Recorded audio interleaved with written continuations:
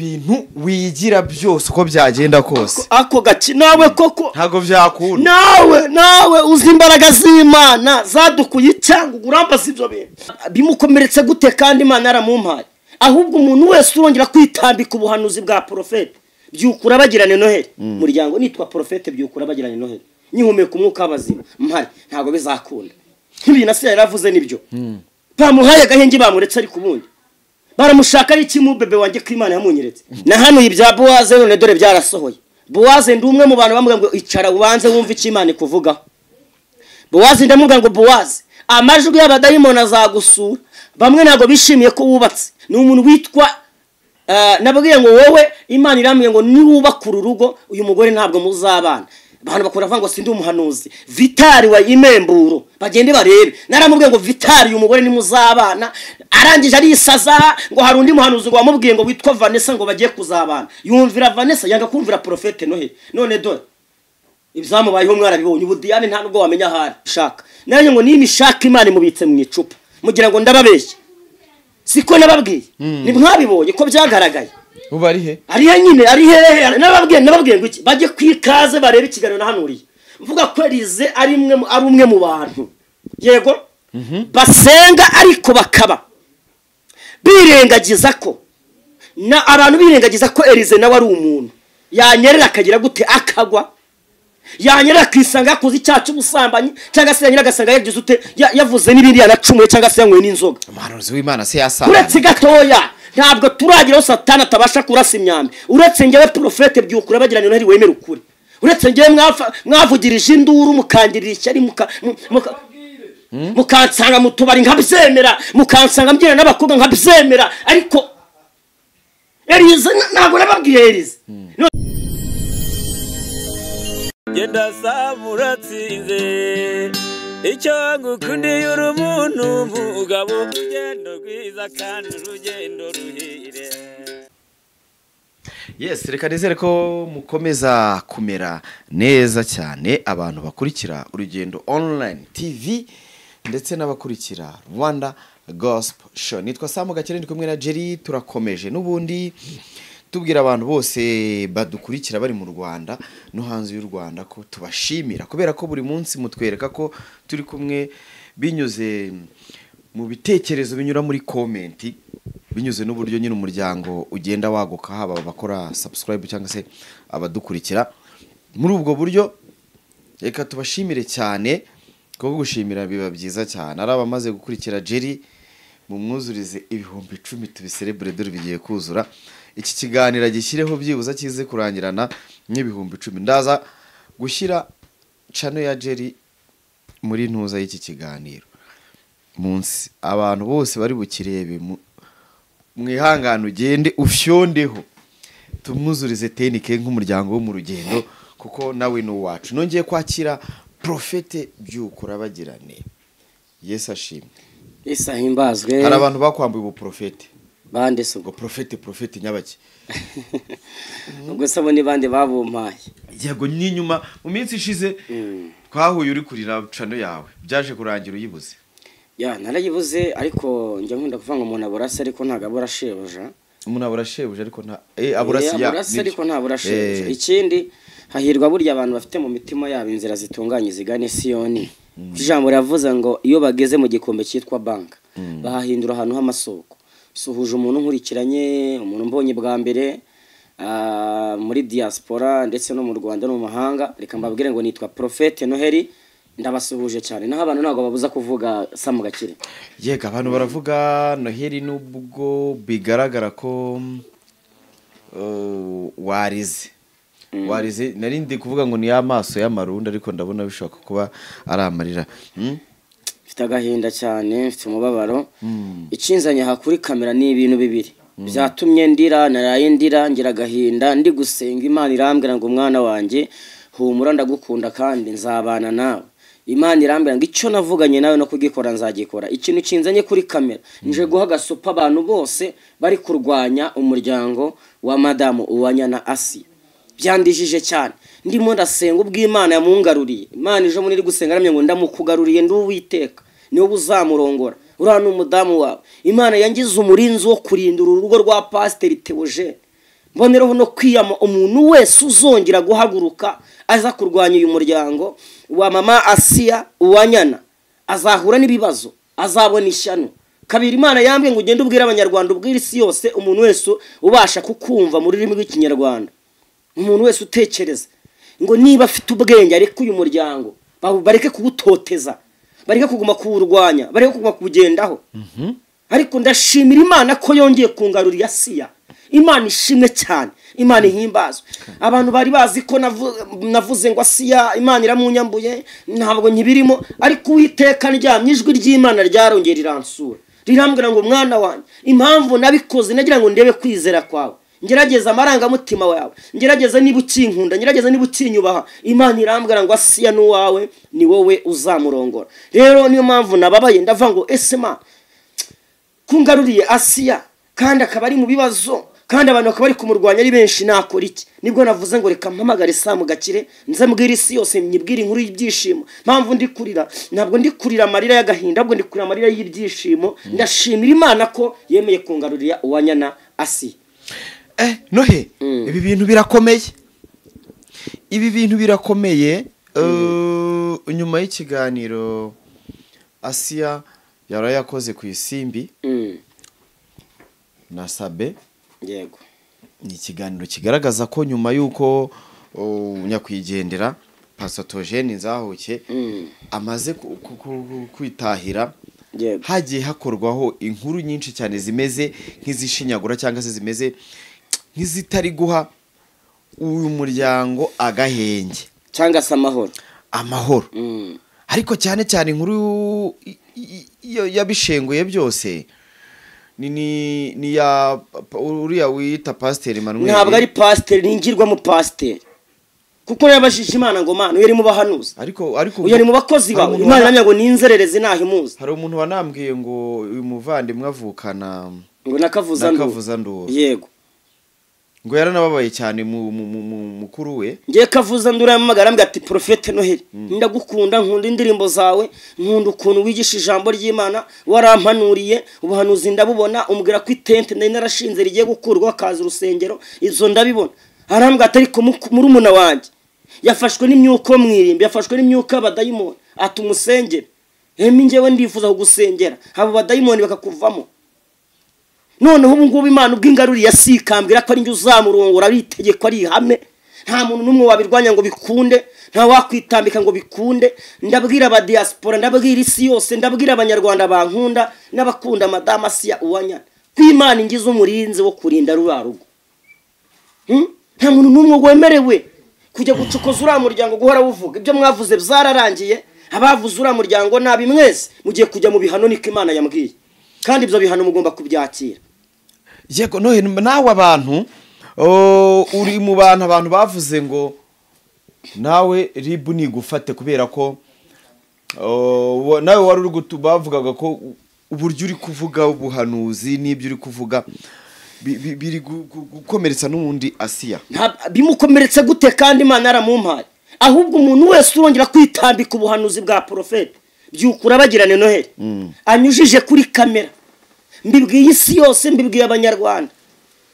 bafate bariya birirwa biba, bariya batukana, barabaza kuvuga ibishego, barabaza kuvuga ibintu bibi. Ariko ngiye Prophet nari natambukije message Imana yamaye, kuba Imana imbwira ko kuba Imana yambwiye ko ari njye uzarongora Asiya, cyangwa se ninjye tuzabana, ninjye mugabo we. Sibyo, nta cyaha nakoze. Abantu bati ntabwo ari njye wizaniye yerekwa, ntabwo ari njye winjinze Imana kugira ngo imume, ahubwo ni Imana yabinteyemo, irambwira ngo mwana wanjye uzamurongora, azakubera mama w'abana. Rero niyamye imbwebwe zose n'abandi bantu bose bari kuza birukanga kurwanya uriya muryango. Mbahaye gasopo we peti nagana yo, uhereye kuri bayemi gukomeza n'abandi bose n'abandi. Nohe, abantu baraza kuvuga ati iyo Mana ya Noheli yemera ivuga ikintu hashira iminsi ngahe iti ndisubiye mwana wanjye, hashira indi minsi iti nako nabwo tinagiraga nkurebe. Abantu baraza kumva, umva nkubwira igihari, sinitaye ku magambo y'abantu, sinitaye ku byo bari buvuge. Njyewe Imana yarambye ngo bari abahanuzi bose wabonye bagiye baza bakubwira ngo Imana ngo bivemo Imana nibigushakamo. Imana yambwiye ko ari abanyeshyari, yambwiye ko ari abatarigeze bifuza ko na bana n'Uwanyana Asiya bamwe bagiye babaguririra niko Imana yambwiye gasanga umunyamakuru aramubwira ati ngo haye amafaranga ugende ubwire profeta ave kurasi ariko ndababwiza ukuri ntabwo ndi buhave Imana yantereye intebe namaze kwicara hariya yambwiye ko ari we tuzabana umuntu wese wandwanya umuntu wese wava ngo ntibikunda ahubwo reka mbabwire ngo nimusenge ndaza mu kanya mbabwira ukuntu ibintu bigiye kugenda nta muntu n'umwe uzongera kumenyera uyu muryango nitwa profete byukura bagiranye Noheli nyihumeka umwuka w'abazima mpari ntabwo bizakunda nk'ibi nase yaravuze nibyo bamuhaye gahenge bamuretse ari kubundi baramushaka ari kimu bebe wanjye ko Imana yamunyeretse ko ari nje uzamurongora kari kuwiteka yambwiye none bakaba yambwiye ahubwo Imana imbabarire kuba naradeviye umugambi wayo mwacomokamo nsa nk'ubuvamo ariko ubwo yayungaruyemo ndashimira Imana ko yangaruye muri abantu baravuga bati amarari aragarutse nanone nta by'amarari wowe uvuga ngo mfite amarari uyiki urinde Profete nari nukumbabwira ibintu mukaba kubyumva na hano ibya Boaze none dore byarasohoye Boaze ndi umwe mu bantu bamubwira ngo icara ubanze wumve icyo Imana ikuvuga Boaze ndamubwira ngo Boaze amajwi y'abadayimoni azagusura bamwe ntago bishimiye ko wubatse abandi nibishimiye ko ukoze ubukwe abandi nubwo bisizemo prezire bakaba bari kukurwanya kuko yagufashije yaguhujije n'icyambu ariko gaki niba usize kuri kamera ni ngombwa ngo abantu bagutuke ngo gakire ngo samu gakire ngo kwece inguzanyo ngo Noheli ngo profete ngo nitwemwemera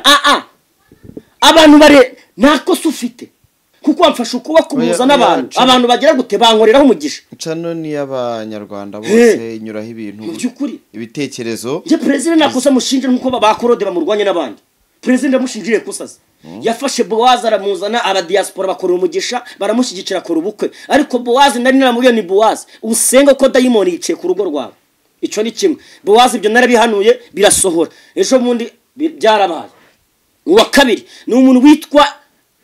nababwiye ngo wowe Imana iramye ngo niwubakura urugo uyu mugore ntabwo muzabana abantu bakora vango sindi umuhanuzi Vitali wa Imemburo bagende barebe naramubwiye ngo Vitali uyu mugore ni muzabana arangije ari isaza ngo hari undi muhanuzi ngo wamubwiye ngo witwa Vanessa ngo bagiye kuzabana yumvira Vanessa yanga kumvira profete Noheli none dore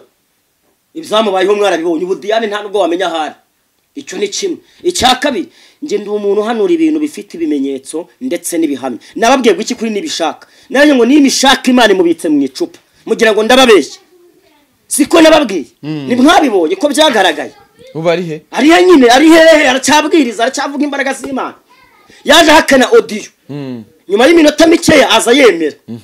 noneho nagiye kubona nababwiye ngo iki bajye kwikaze barebe ikiganiro nahanuriye mvuga ko Elize ari umwe mu bantu yego basenga ariko bakaba birengagiza ko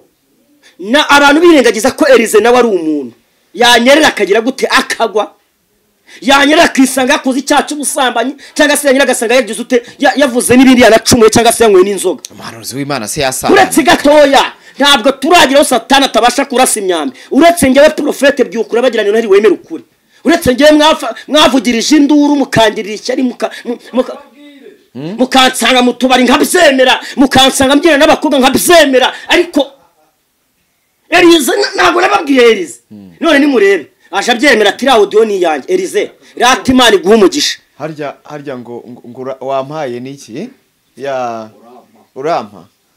Elize Imana imuha umugisha kuko impamvu yemeye amakosa ye yemeye no guca bugufi urukumva neza Elize mwamufashe nk'Imana mwamufashe nk'igitangaza ariko yaje amajwi ngiye bareka nkubwire ndi umukristo kugeza gupfa ndi umukristo kugeza gupfa ari amajwi nayanjye ariko nayafashe nta kindi ngendereye nshaka kumenya uriya muntu wariwe kandi azabeshye ko nyuma yawe nongeye kuvugana nawe na imva nyuma yaho azabeshye ko nigeze akoze nicyo atabeshye umuntu uvuga ngo nakoze mu myanya y'ibanga ngo ngiye kurya ubugari nicyo atabeshye ntacyo atabeshye ubwo wakoze kwemera icyaha Imana igumugisha umuntu wabuze umwana urukurira koko shaka urumva rero niyo turufu kugenda bakoresha biriya byose nagakino kari inyuma yabo bantu ikimenyimenyi nuko abantu mubana muri komite muvugana ko mwatanze ikirego wabiyambaza umunsi wo kugenda nk'abatanga buhamya ntihaze n'umwe gayo ngoko rekera aho ngaho widutwarira umwanya ahubwo reka tuvuge Elize Imana imumugishe ko yemeye ko ikosa yarikora abantu mwafashe nibishaka mu mugira nk'Imana ndabaga ngo nibishaka Theogene ngiye kubahishurira ikirura kihishe mu nama mwaramubonye kabiri si bo wenyine na Elize aje agira ute bwa mbere yabajije guhakana sibyo none aje yemera amajwi ahubwo ariza Imana imumugisha mwarangiza agaporo maze dufite abadiaspora n'abantu amajwi arayemeye ariko ntabwo yemeye ko yaragendereye ubusanzwe kuba yemeye amajwi yo guteretana simakana ko rizatasambana simakana katanywa inzoga simakana katakora icyaha cyo cyose afite umubiri kabiri Eliza n'umuntu akoze ntagakoze muri frera bito ku buryo atacumura akora mugore yaragiye kugosha mutumishi ngura mugore tuvuga noneho kubungubu abantu bose aya ntago wari waguye hakabyuka wari uryamye ntabwo yaragiye kumugwisha Elize ko numva ko nzi ko abantu bose bamuzi bavuga ati Elize rwose n'umugabo w'Imana n'umugabo w'Imana mbere yuko aba umugabo w'Imana abantu ntibirengagize ko ari n'umuntu neza Samusoni yariki yafataga urwasa rw'indogo bagakubita abafilisitiya bakagwiriye intera gashwanyaguza Dawidi ariko ageze kwa Mukawuriya haravuga ati Uriya bamwice ndongore Mukawuriya biragaragara ko bizaba Samusoni avuga ati imbaraga zanjye burya ziba mu musatsi Delila we haramwogosha abafilisitiya baramufata ahubwo Elize akeneye iki akeneye gusenga akabwira Imana ngo witeka uranze kurusha abantu uzina imyicarire yanjye uzina impagurikire yanjye uzina intege nke zanjye zose aho ziba mwarangiza ngo Imana niyangarurira si ariko ubundi kuki mumbona mumfata nkaho nari umuntu w'Imana kuki mundwanya kuki mwumva ko profete Noheli taba bwana uwanyanasiya Imana yabingaruriye noneho unyicanye cyundwanye umiga mige unukanuke sintinye imijugujugu yana ibyago n'amakoje mu kiraro uretse gatoya mbanje kumurikira isi yose ukuri kuwasiya anyana Imana yamaje kumungarurira icyakabiri uyu mwaka nabaga Imana ngo ica gasuzuguro kuko abantu bamaze igihe bangendaho cyane ica gasuzuguro mbane nasiya bimenyekane bintu wigira byose uko byagenda kose ako gaci nawe koko ntago byakunda nawe uzi imbaraga z'Imana zadukuye cyangwa urambaza ibyo bintu abanyarwanda byose ibyo bintu no kwifuza ntabyo kwifuza Imana yambwiye ko ingaruriye wanyanasiya Mana ndagushimye talazala widibini ko nizango winima ndakumva papa uvuganye nanjye mu kiganiro ko mumpaye Imana iramumpaye abarozi baramwaye Imana iramumpaye abadayimoni barasebye Noheli asigaye uraze ko wabaye Mr Marira noneho amarira oya ibyo mvuga ni ukuri naraye ndira jewe naraye murebye mu nzozi mwiyerekwa mbona yamanutse nk'umuntu umeze nka Bikira Mariya afite pome ebyiri mu ntoki agishona himwe arayima Imana iramya ngo nsize igihango hagati yawe na siya nta muntu uzabyitambika ngo bikunde ariko ibyo bintu kandi umuntu wese uzongera kurwanya uriya muryango azabona ishano kuko Imana ingize umurinzi w'uyu muryango ariko no ibyo bintu nawe bishobora kwitwa nk'iterabwoba ariko iterabwoba nakoze iki natukanye nishe navuze nabi numvisha ko natubaho umugambi w'Imana wenda ifite ntabwo ariko mvuze ndavuze ngo asi wanyana Imana yamungaruriye ni isezerano none se ubu ni icyo uri gukora mu buryo bwo kurinda gusenga ngo Imana imusure kuko Imana yamaye amakuru ko nawe igiye kumugenderera ni icyo ugiye gukora kugira ngo umusure wenda wowe ubwawe Noheli uri kuvuga ati Imana yanyohereje kuba umurinzi w'urugo abanyamagambo abantu bamushinyagurira abantu bagira ute ibyo bintu byose byibuze uvuga ati ndabiproteje ntabwo bizongera kubaho kuri ntuza none ugaruye n'ibindi nibyo bari kuri kw'Imana umuntu wese uzongera kurwanya uwanyanasiya agahagurukira urugo rwa Pasiteri Theogene inzahuke Imana imuhe n'uruko ridashira azahura n'ibibazo bina abantu bihaye n'ibiki Manuel se hari kibazo afite Manuel haraza gusaba imbabazi ngo Imana imubabarire wateye intambwe ujya gusaba imbabazi sheri wanjye Imana ingaruriye ibi mbivuze nka profete Noheli abantu bararengereye bakabya kuri uyu muryango ibi mbivugiye kuri izi kamera mbwira abantu kuri hari ubwo ntushaka kubwira umuntu ko umukunda atabishaka akajya kukurega muri RIB akajya kugira ute kumurega nk'uko kubera babyita guhoza umuntu ku nkeke nje niyo wandega icyo ni icyaha reba hano ni icyaha cyanditse mu ngingo ya kangahe guhoza umuntu ku nkeke umusaba ikintu adashaka kuguha ndi kubimusaba se ko ari Imana yabinegetse njyewe ntabwo uri kumusaba ntabwo ndi kubimusaba nje ni Imana negetse ko nzamurongora abantu bategereze bibe cyangwa nibeza nohe bizaca mu zihe nzira kwizambere byanze ibya mbere zanze ntabwo byanze byaranze se ko Imana agira ngo inyereke ngaho abantu turi kumwe abari bo wari wabuze ubwenge inyereka abagambanyi niko Imana yambwiye ninde wabonye mu bagambanyi benshi cyane nka Pastor Korode yarwanyije ibi bintu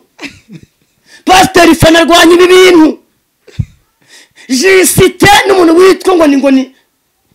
ngo neza Thierry mwishuru baramye ngo ni inzererezi ubwo Imana yatsuraga ejo bundi yaramye ngo na pastor w'amatiku baho barayira barahaguruka none murakora iki ko Imana yamaze kungarurira Asiya ibi mbivugiye kuri kamera ntabwo nzabyicuza kuko Imana ingaruriye umukunzi wanjye sha icyo nzi cyo abantu n'ubundi uko bafashe bya mbere niko n'ubundi nibi bagiye ariko bafata ibiki bafata ukuri nuko nguko mbahaye